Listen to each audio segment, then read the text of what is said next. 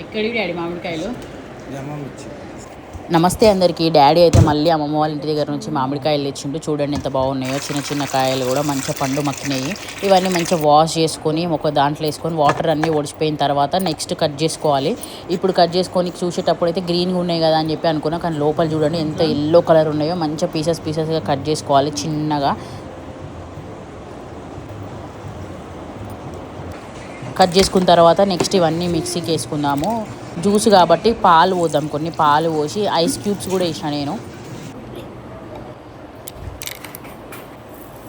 Next ఇప్పుడు sugar వేసుకొని మంచిగా గ్రైండ్ చేసుకున్న తర్వాత ఇట్లా జ్యూస్ అయితే ఇట్లా అయితే ఒక బౌల్లోకి ట్రాన్స్ఫర్ చేసుకొని, నాకైతే ఎప్పుడు జ్యూస్ వేసుకున్నా హనీ వేసుకోవడం ఇష్టం అని చెప్పి నేను హనీ వేసుకున్నా.